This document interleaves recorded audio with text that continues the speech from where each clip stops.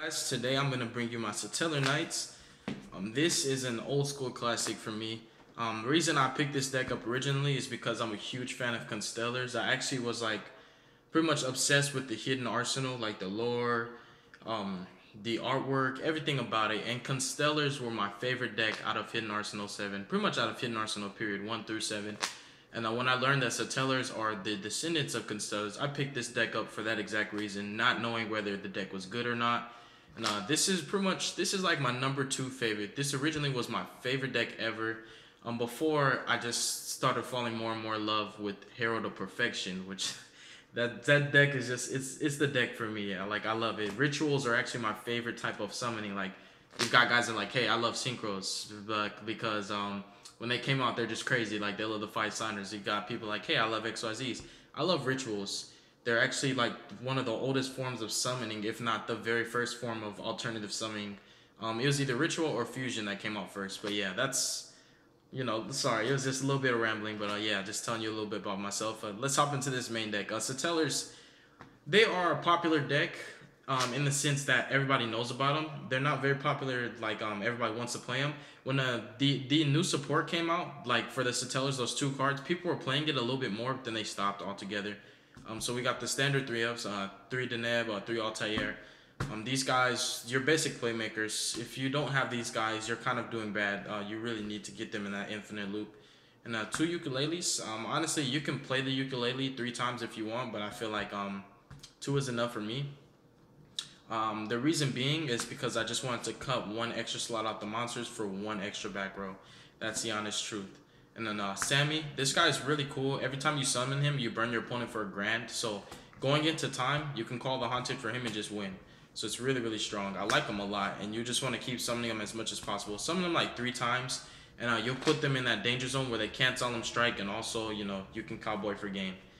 And 1 Vega. Vega's really, really strong. I like her a lot. She's just very, very powerful for so many different reasons. But I just play the 1 because I really like to go Altair, Vega from grave, and then Vega from hand, and yeah. So yeah, honestly, if you have room, you should play more than 1 of her and more than 2 of the Unikahai. But these are just my ratios. Personal opinion, it's how I play the deck. I've played it ever since it came out. And then we're going triple Demise. Of course, this is a deck that really can thrive and flourish off of Demise. Double duality, and then a really, really cool and powerful spell is Ties of the Brethren. What it does for this deck is just insane. And it really is an incredible combo with Setellarknight Genesis. When you tie to the Brethren, you pretty much can bring out all of your Setellars, and then you can practically heavy storm your opponent via a quick play spell. So this can become a lot more powerful than Twin Twisters. So yeah. And even so, like when you in-face call the Haunted for Altair, bring out Deneb, search. Ties of the Brethren, bring out 5 monsters, blow up 5 spells or traps. So Ties of the Brethren is a really, really cool combo with this. And it just allows you to flood the field and get a bunch of advantage and effects and benefits. And then you have all those monsters. As soon as they go to the grave, you've got live targets for Call the Haunted. And more than likely, not all of them are going to die, so you can practically get a free VA off of that. And to summon the spells, 1 Rhoda. It could be, in the spells, you can add an Upstart. You can add a 3rd Duality if you want to. You can cut 1 of the Genesis. It's up to you, but this is how I'm playing the deck.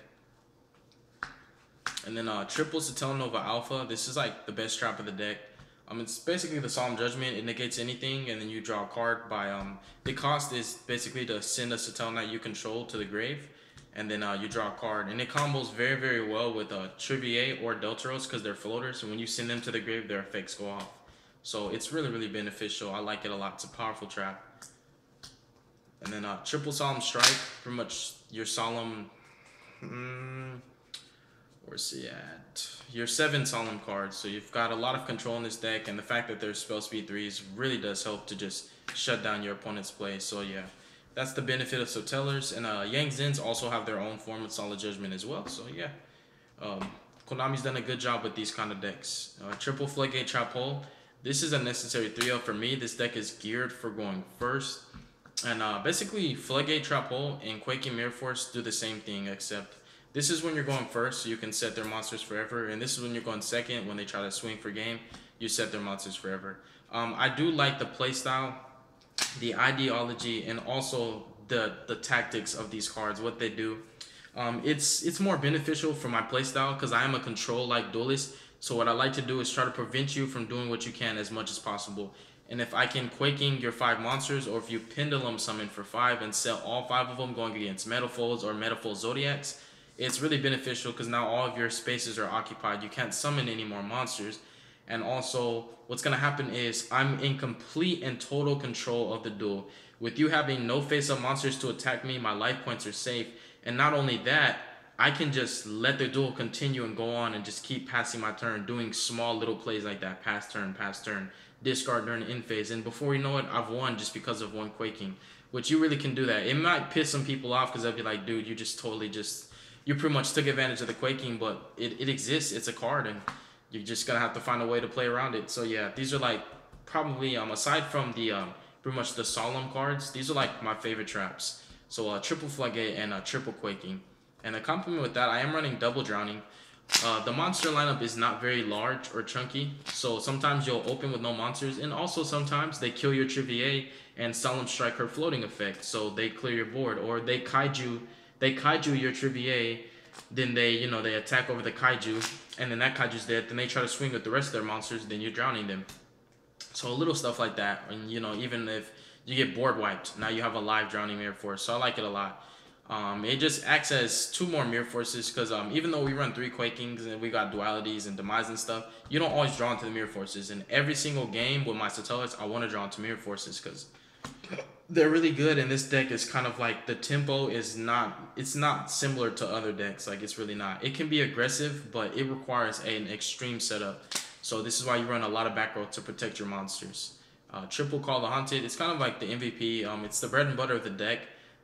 We all know, if you don't know about the Trivier loop, you call the Haunted, make a Trivier, Trivier bounces the Call Haunted to hand, and you have infinite resources so long as they don't kill the Call the Haunted. And double Phoenix Chain, these are pretty much your Trivier targets. It's a continuous trap. You can run Phantom Knights of Fogblade if you want to. It's totally up to you. I personally choose Phoenix Chain over Phantom Knights of Fogblade for this reason. When Phantom Knights of Fogblade, the monster that it targets leaves the field, Fogblade dies. Phoenix does not. So as long as Phoenix is there, you can bounce it to your hand and keep using it. So you get more value out of this than you do the Fogblade. Fogblade does have an additional effect that helps you, but the thing is, it kills its own self if the targeting monster leaves the field. So if they XYZ with it, if they synchro with it, tribute it off, whatever they do to get it off the field, Fogblade's gone and Trivier is not going to bounce it off. So I like the Phoenix because you have forever negation. You're always going to have guaranteed effect negation and guaranteed recurrence. So it's really, really good in the grind game. Really, really strong synergy. And one of Bottomless, Torrential, Vanities, and one Oasis. Now, this is something you can run at more. It's up to you. But yeah, that's the main deck. Pretty much everything is all hollow except for the Vega, because she's only available in common. But yeah, did the best that I could. And extra deck, we've got triple Trivier. She's the best. She just really doesn't care about established boards at all. And this is my girlfriend right here. Not only does she not care about established boards, she can rip cards from your hand, and if you get rid of her, she floats. Really, really powerful. And her effect specifically says if this card with XYZ material is sent to the graveyard. It does not say sent from the field to the graveyard. I'll even show you the bottom line if you guys can see it. It says if this card with XYZ material is sent to the graveyard, target one Setellarknight monster in your grave, special summon it.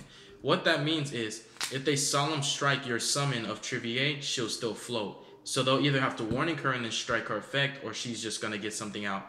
So the cool thing is you can make Trivier, they kill her, you go Altair Deneb, you go into Bat Lamius and make another Trivier anyways. So it's really, really broken. And double Bat Lamius is not necessary at 3. Absolutely not at all. You have Daigusto Emerald if it really comes up. The Deltaros and the Diamond. This is an automatic win against Infernoids and Lightsworns and all other Lamoine decks. This is an automatic win, guaranteed. And you Lightning, your Ragnominiad, Rafflesia, Castel, Dweller, Paladinimo is a spicy tech, and Daigusto Emerald for grind games. So yeah, tell me what you guys think of the deck, and if you guys feel that Setellarknights don't get enough love, because I agree with you if you think that. I really don't think that this deck gets enough love, appreciation, and not enough play. I'm going to have to remind everybody, 2015, Setellarknights topped the world. So out of every deck that was out there in 2015, even in a Necros format, Setellarknights beat every deck in the world. These are my babies. I love them a lot, and I love the artwork and the lore behind them. So yeah, God bless you guys. I really appreciate you so much. You guys have a wonderful day. take good care of yourself, handle your business, feed your families, go to work, do what you got to do, man. But I'll be seeing you soon. And you guys will be seeing me at OTS this Saturday. Peace.